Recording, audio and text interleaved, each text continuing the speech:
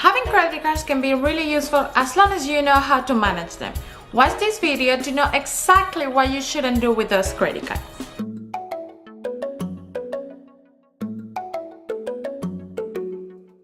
Hello people, I'm Alejandra and welcome to my channel.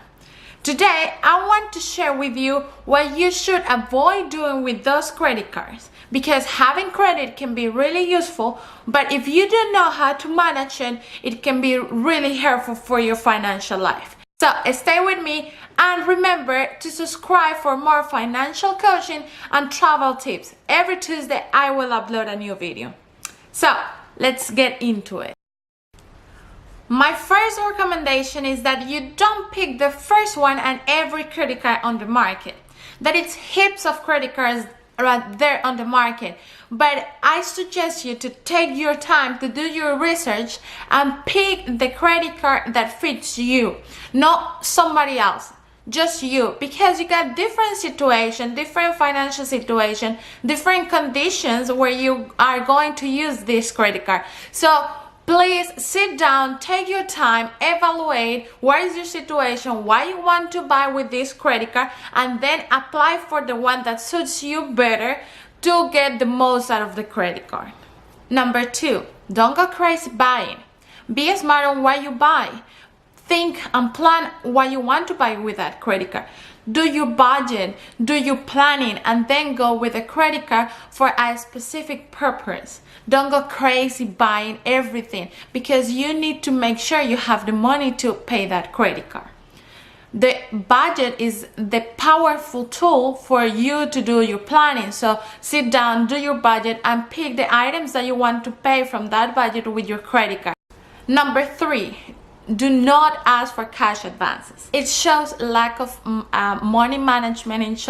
It shows lack of planning, that you don't have any cash flow planning, that you don't know what we are going to do with your money. If you want cash, use your debit card, because it's your money and nobody is going to control the money that you have on your debit card. But your credit card, it's different, and this is why the bank will put you the worst the credit qualification if you ask for cash advances, will make you pay the maximum interest rate, because there's no way the bank can control the cash.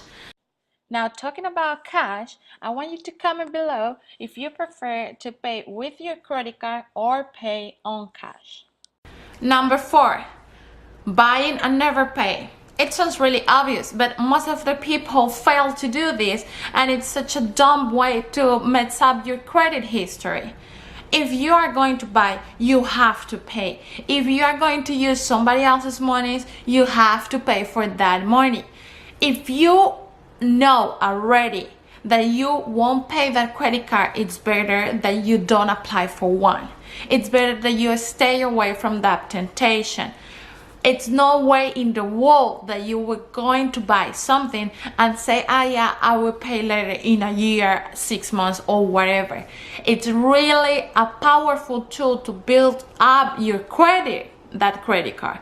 But it can really be hurtful, because there is these little things, these dumb things that we do that really shows to the bank if we are going to have a good money management or not. My number 5 tip is don't borrow your credit card to somebody else. Unless it's your kid and you have control over the expenses that are going into that credit card, just keep it for yourself. The credit card is meant to be for personal use, because you know exactly what you are buying, you know exactly when you need to pay it, and everything inside that credit card that goes direct to your credit history and the information the bank got from you, it's meant to be personal.